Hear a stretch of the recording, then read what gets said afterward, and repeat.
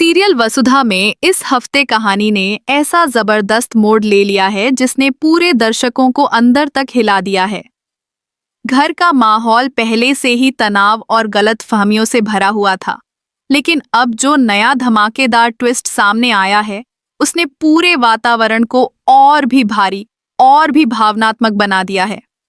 चंद्रिका अपने गुस्से, नफरत और पुराने दर्द में इतनी आगे बढ़ चुकी है कि अब वह देव की हर याद, हर निशानी और उससे जुड़ा हर सामान हमेशा के लिए मिटा देना चाहती है। उसके दिमाग में बस एक ही बात घूम रही है, देव से जुड़ी कोई भी चीज इस घर में नहीं रहनी चाहिए। लेकिन असली तूफान तब आता है जब अविनाश अचानक सामने आकर चंद्रिका के इस फैसले का खुलकर विरोध करता है। वह अब चुप रहने की हालत में बिल्कुल नहीं था। अपनी मां की लगातार बढ़ती कठोरता और जिद से परेशान होकर वह पहली बार पूरी ताकत के साथ उनके खिलाफ खड़ा हो जाता है। उसके शब्दों में दर्द भी था, नाराजगी भी थी और सबसे बढ़कर अपने दादा देव के लिए उसका अटूट प्यार साफ झलक रहा था। अविनाश गुस्से में चंद्रिका से कहता है कि अगर वह सच में दादा की याद मिटाना चाहती है तो सिर्फ उनका सामान जलाना काफी नहीं है। वह चीखते हुए कहता है, अगर दादा की यादें मिटानी है तो इस घर को जला दो, हम सबको जला दो, क्योंकि दादा तो हर दिल में रहते हैं। उसकी यह बात सुनकर घर में मौजूद हर व्यक्ति का दिल कांप उठता है। अविनाश की आंखें आंसुओं से भरी थीं, लेकिन उसकी आवाज में जबरदस्त दृढ़ता थी।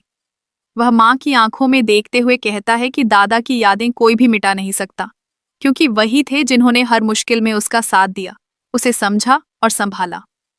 अविनाश सिर्फ दादा की बात नहीं करता, वह वसुधा और देव की जुदाई का दर्द भी सामने लाता है।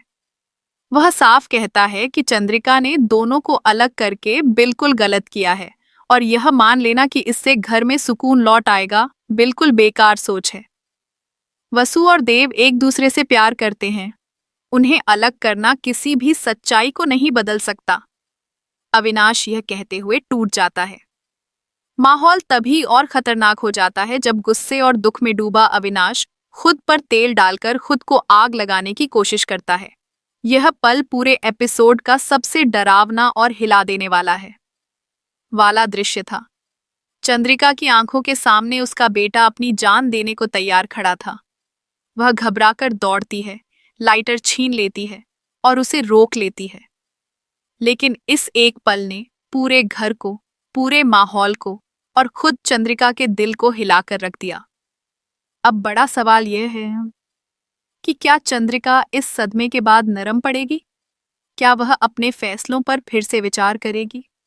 क्या वह देव और वसुधा को वापस घर बुलाएगी और उन्हें माफ करेगी? कहानी अब एक ऐसे मोड़ पर खड़ी है जहां आगे कुछ भी हो सकता है। हर किरदार का एक एक कदम पूरे घर की किस्मत बदल सकता है।